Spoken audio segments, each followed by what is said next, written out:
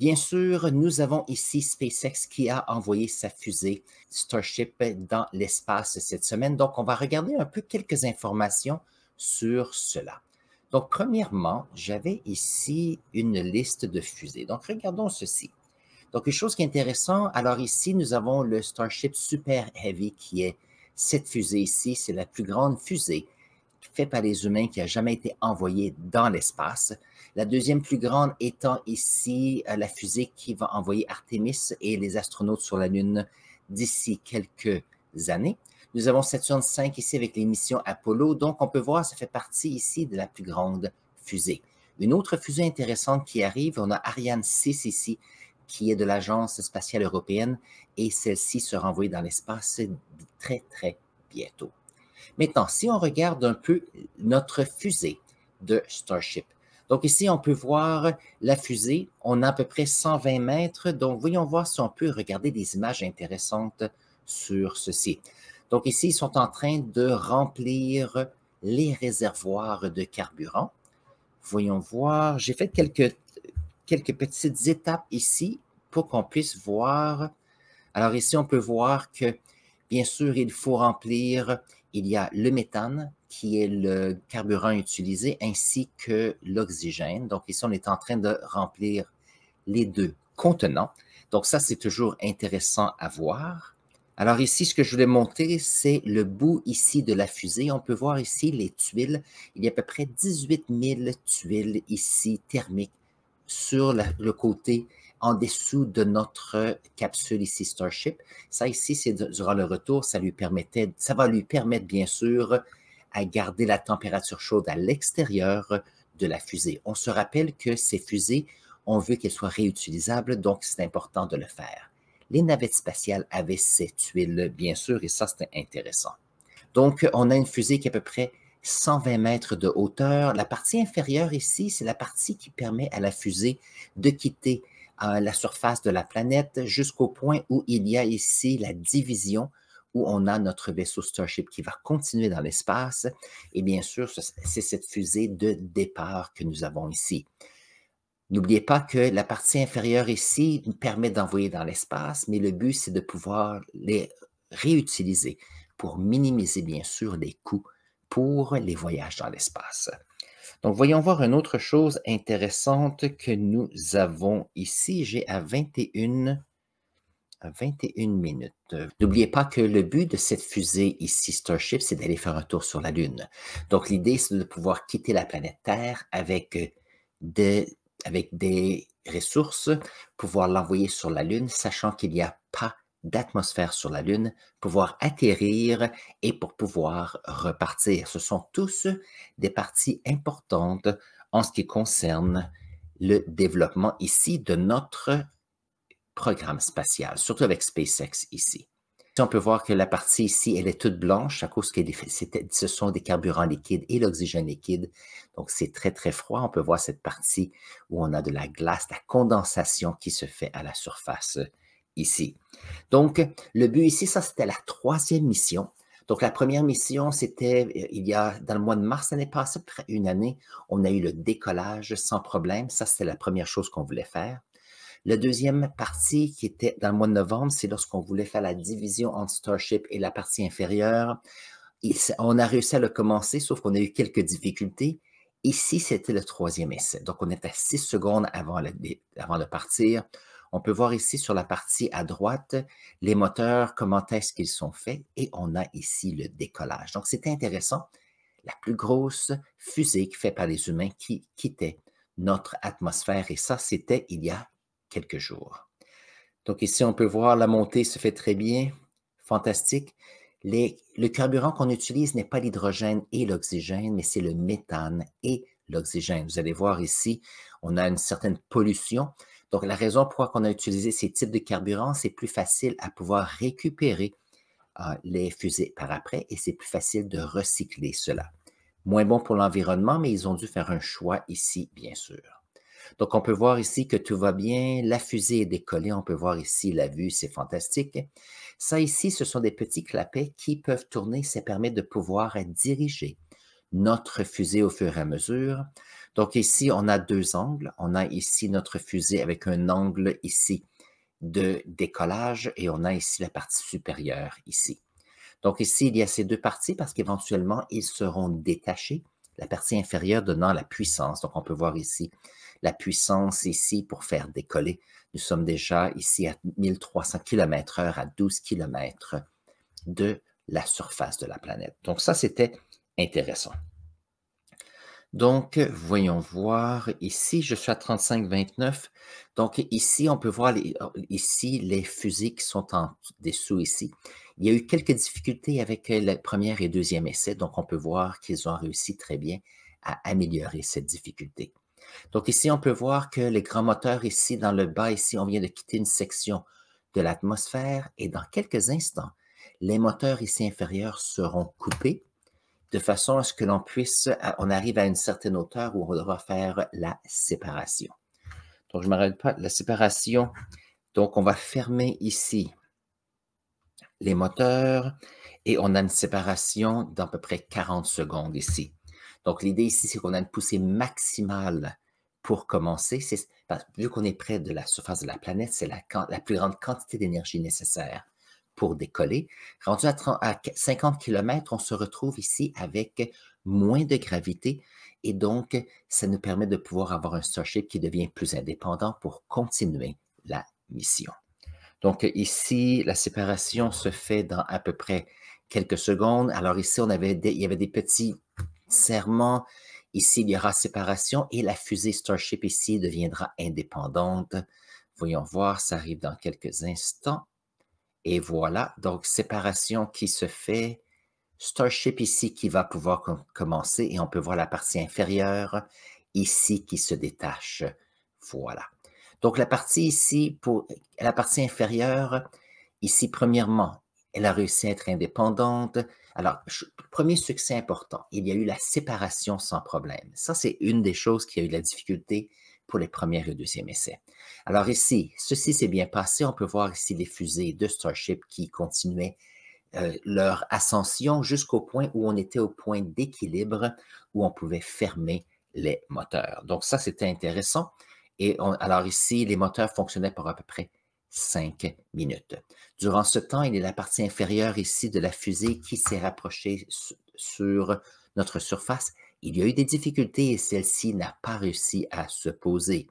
Mais n'oubliez pas qu'à chaque fois que l'on fait un lancer, SpaceX améliore ce qu'ils font et ce qu'ils font comme travail. Donc ici, on peut voir notre fusée qui quitte ici et on est beaucoup plus stable en ce qui concerne notre altitude.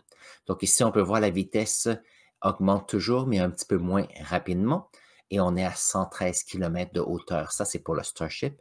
Et on peut voir ici que la partie inférieure ralentit. Éventuellement, elle va pouvoir réatterrir, mais sans succès cette fois-ci. Donc, voyons voir si on peut aller au prochain qui est, alors ça, c'était 38.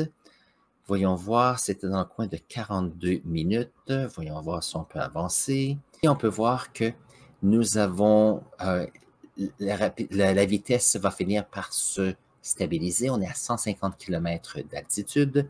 Et ça, c'était à 42,39 secondes, donc ça arrive très bien. On peut voir ici les moteurs qui fonctionnent toujours. Probablement pas tous les moteurs ici, mais alors quelques-uns. Et dans quelques instants, et ce sera la fin ici. Et donc, on se retrouve avec une fusée qui n'accélère plus et est dans l'espace. Et pour une quarantaine de minutes, ils ont fait ici, alors je vais arrêter ça pour un instant, ils ont réussi à voir leur télémétrie pour voir comment ça fonctionnait. On peut voir ici sur la partie inférieure, on peut voir tous ces petits hexagonaux. Est-ce que je peux mettre ça un peu plus grand? Tous les petits hexagonaux, il y a à peu près 18 000 tuiles tout autour qui protègent ou qui protégeront lorsque la fusée va revenir sur la planète Terre. C'est fantastique de ce côté-là. Donc, la prochaine partie que je veux montrer, c'est à 1h17. Donc, ici, il y a eu à peu près 40 minutes où il n'y a pas eu d'information qui nous venait de SpaceX parce que SpaceX faisait leur récolte de données. Donc ici, c'était le début de la rentrée sur notre planète. On peut voir ici que, premièrement, on a une vitesse qui est quand même assez constante.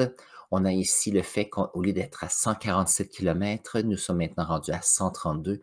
On est de retour ici sur la planète et on peut voir maintenant que notre Starship est presque vertical ici et finit par se rapprocher de la version pour pouvoir faire un atterrissage.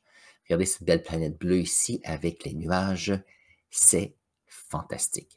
Alors ici, il y a certaines choses qui vont arriver. Premièrement, il y a bien sûr une vitesse qui va ralentir. Lorsque cette vitesse va ralentir, qu'est-ce qui va arriver? C'est que l'altitude va aussi descendre. Donc ici, il y a certaines choses qui arrivent en tête. Premièrement, la Starship doit ralentir, se rapprocher de la planète. Et qu'est-ce qui arrive? On va voir des choses qui est superbe de ce côté. Donc ici, on peut voir que l'atmosphère ici, alors ici, on dirait que c'est les moteurs qui ont recommencé tranquillement pour, bien sûr, être capable de régler notre altitude. Et l'autre chose ici, on va commencer à voir comment est-ce que l'atmosphère va avoir une interaction avec notre vaisseau spatial. Et donc ça devient intéressant. Donc ici, on est toujours à la même place, on fait notre rotation, on peut voir ici l'ombre ici sur notre Starship. Donc on s'aligne, bien sûr, c'est important. On est rendu ici à 117 km d'altitude. Alors ici, 116, donc on diminue notre altitude, bien sûr. Alors ici, on peut voir qu'il commence à jouer avec ces petites ailerons ici, juste pour s'assurer que tout va bien. Ces ailerons ici nous permettent de pouvoir, donc ici, on a des petits morceaux. Je ne sais pas d'où est-ce que ça vient. C'est intéressant. Je devrais essayer de regarder ça. Nous avons ici les ailerons qui commencent à bouger pour s'assurer que lorsqu'on a notre atterrissage, ça se fasse très bien. Donc, on est rendu à 110 km ici.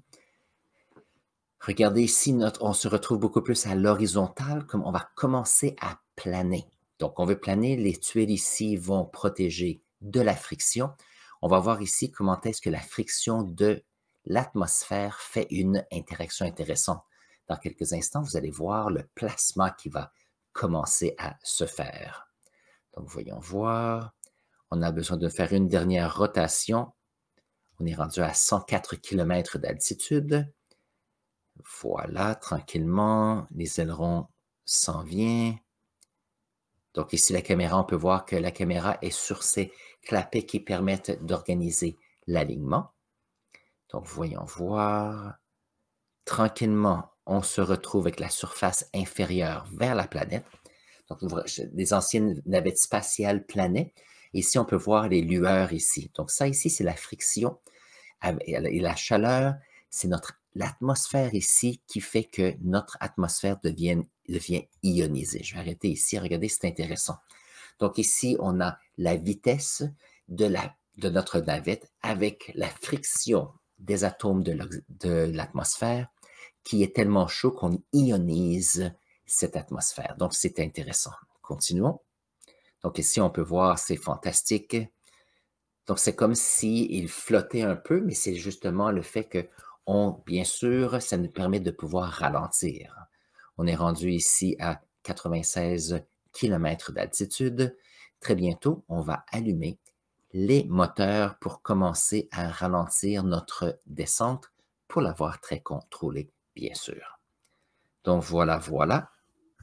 Et tranquillement, donc c'est ça que j'avais ici. Donc ici, on se rapproche. Donc ici, on peut voir qu'il y a beaucoup moins de friction. On est rendu à moins de 100 km/h. On a la fusée ici qui est allumée pour pouvoir contrôler ceci. Et on a bien sûr notre placement qui est toujours ici. Donc, un ensemble de choses qui arrivent en même temps. Et c'est là qu'on se retrouve. Donc, il y a quelques moments où on a des difficultés pour la diffusion d'informations. Et on se retrouve avec des difficultés. Alors, il y a dans quelques instants, cette fusée, qu'il n'y a personne à l'intérieur, va finir par avoir des difficultés techniques et ne peut pas pouvoir continuer sa descente.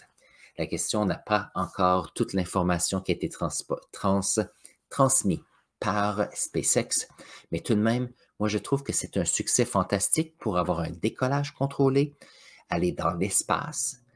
C'était un des plus grands vaisseaux spatials, donc c'était fantastique. Et l'autre chose, c'est qu'il y a eu la division de la partie inférieure et la partie supérieure de façon que ce soit beaucoup de succès.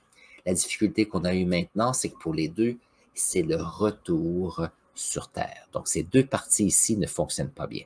Donc, ici, on peut voir que le nez ici de notre fusée était vers le bas. Donc, toujours une question de voir comment est-ce qu'on peut contrôler notre atterrissage et dans quelques temps, notre information sera coupée complètement. Et ça ici, c'est SpaceX qui dit qu'il y a eu des difficultés techniques. Voyons voir. Alors, je ne continuerai pas parce que c'est en gros ce que nous avons eu ici. Donc, voilà. Donc, on retourne ici. Donc, la question ici, c'est pensons à Elon Musk et sa compagnie SpaceX. À chaque fois qu'on a un décollage, on apprend des choses nouvelles et on améliore la prochaine lancée. N'oubliez pas que Starship a comme mission de pouvoir envoyer des ressources sur la planète, sur notre Lune, premièrement, et éventuellement pouvoir envoyer des astronautes aussi sur la Lune. Donc, on fait nos tests maintenant pour s'assurer qu'on puisse apprendre le plus possible, pour s'assurer que lorsqu'il y aura astronaute, que tout ira très bien. Et ça fait partie, bien sûr, de notre exploration. Si on regarde Saturne, qui faisait partie de la fusée pour envoyer des humains sur la Lune, le but n'était pas de pouvoir retourner sur la planète Terre avec cette fusée-ci. Donc, pouvoir ramener un vaisseau aussi grand sur la planète, ça fait partie, bien sûr, des défis que nous avons maintenant. Et ça, c'est l'émission que j'ai pour vous aujourd'hui, en ce samedi, le 16 mars. S'il arrive que vous avez des questions de clarification, vous les mettrez dans la section clavardage. Sinon, allez faire un tour, je mets les liens pour différentes vidéos de SpaceX. C'est fantastique comme compagnie.